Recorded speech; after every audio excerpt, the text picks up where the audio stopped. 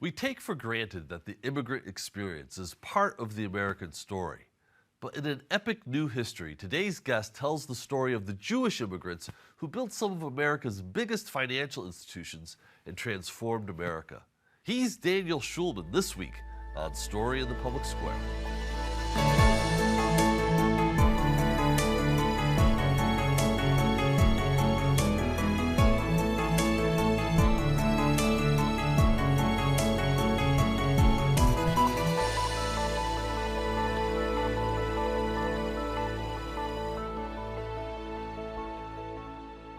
Hello and welcome to Story in the Public Square, where storytelling meets public affairs.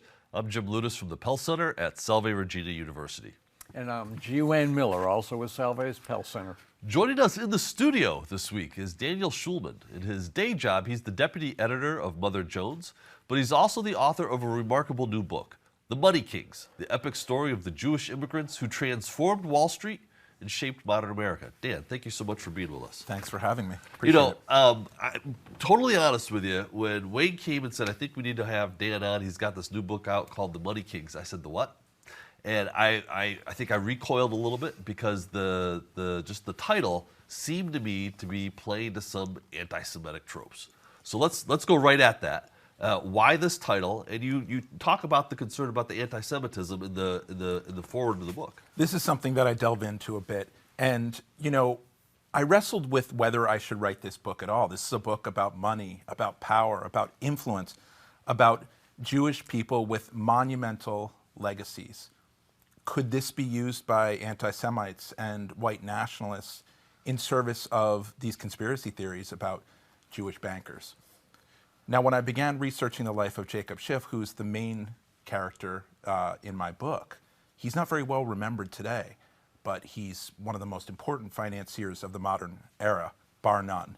The only people who seemed to care about keeping Schiff's memory alive was anti-Semites and conspiracy theorists who cherry-picked from his biography, disfigured his legacy in service of these conspiracies.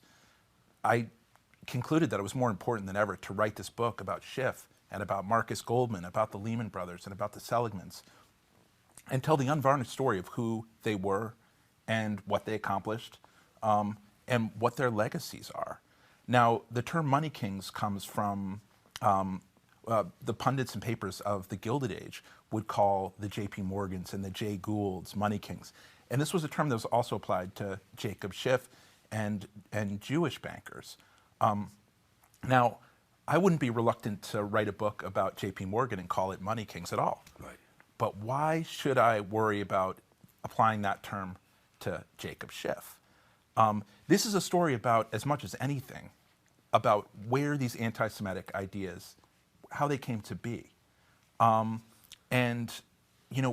If anything, Jacob Schiff, Marcus Goldman, the Lehmans, what were they if not Money Kings? Yeah. And so that's why this book is called that. Well, I have to tell you that it is as compelling a read as I've done in a long time. I learned more from this book than I think that I have in a lot of books that I've read doing this show and even in my graduate studies. There's a ton in here. How did you come to write it in the first place, though? Because this is an epic story that you said took you 9 years to write? It did. It took me 9 years to write this, and that was, I thought I finished my the previous book, which was a biography of the Koch family, and that also was a book about dynasty, about legacy, about power, about money, about influence. So I was looking for another big, sweeping story, and honestly, I sort of fell into this. My typical process is I read what interests me, and I go down whatever rabbit hole seems necessary. In this case, I was looking into this wave of anarchist violence that occurred in the United States at the turn of the century. It culminated with the bombing of Wall Street in 1920. And I was researching this. As I was researching this, Jacob Schiff's name came up, and it sort of faintly rang a bell. Like I'd heard the name before, but I didn't know much about him.